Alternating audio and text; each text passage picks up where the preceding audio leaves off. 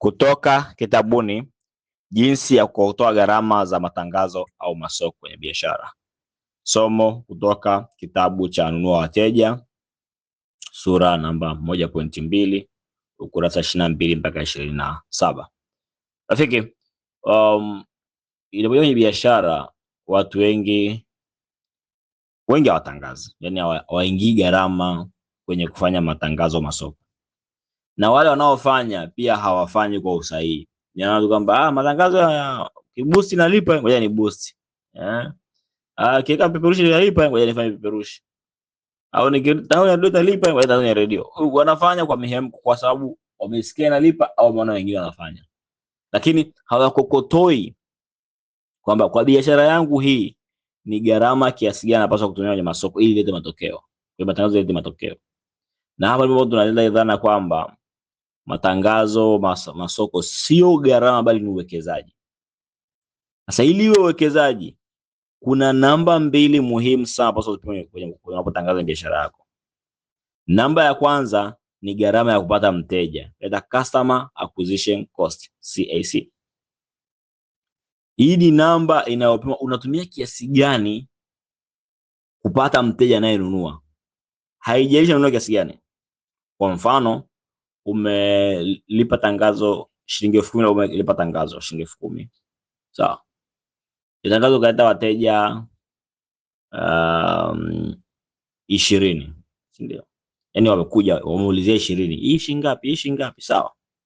Katika wale 20 wakanunua 5.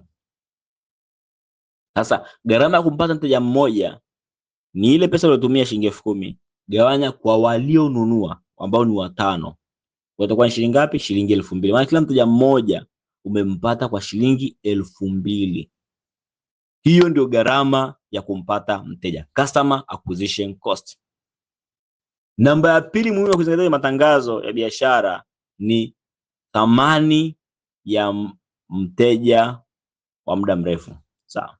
Thamani ya maisha ya mteja wa biashara. The customer lifetime value, LTV.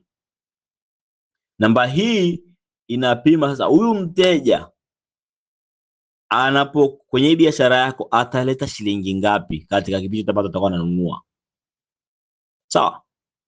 Yaani sasa amekuja sema umeweka ile tangazo shilingi 10,000, mteja kaja, maana kupata shilingi 2,000, akanunua kwa shilingi 5,000. Sawa?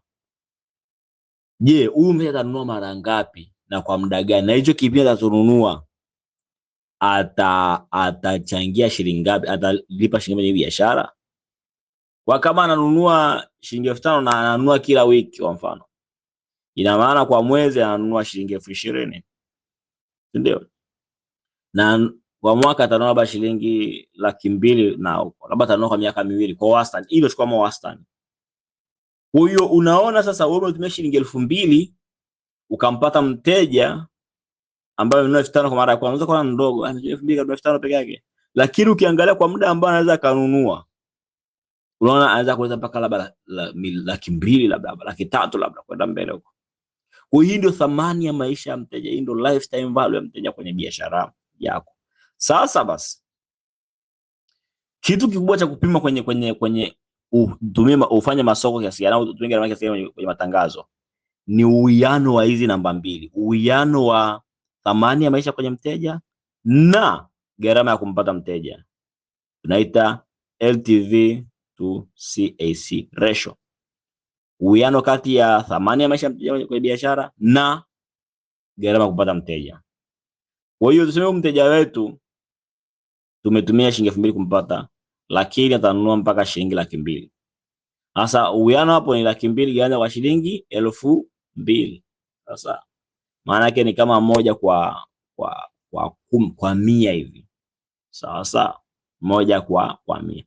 Sasa hapa sasa ndio unajuaje biashara masoko yanayofanya yananilipa? Sawa, yananilipa kwa sababu hapo sasa unaanza kupata uwiano. Sasa kuna kanuni nyingi za uwiano. Kwenye kitabu cha Nunua Wateja ambacho tutapata hii somo, nimeeleza uwiano wa chini ni 3.1. Yaani gharama unazotumia kwenye masoko upate mara 3 kwenye thamani ya maisha ya mteja. Hiyo ni ya chini zaidi. lakini ya juu mpaka nitakwenda juu zaidi. Sasa kwenye somo litakalofuata nitafafanua zaidi hizi namba ili uzielewe, lakini leo elewa hizo namba mbili za msingi. Somo kuja nitaelezea kwa kina zaidi, kwa sababu kuna kitu cha kuelewa vizuri kama unahusisha watu au huhusishi watu kwenye matangazo yako. Lakini leo ondoka na hayo. Sasa kuelewa kwa kina na kupata mifano zaidi, ndio kitabu cha Nunua Wateja kwenye sura 1.2 22 mpaka 27 kurasa hapo uweze kuelewa vizuri zaidi. Asante, na nenda kanunue wateja kwa faida leo uweze kukuza biashara.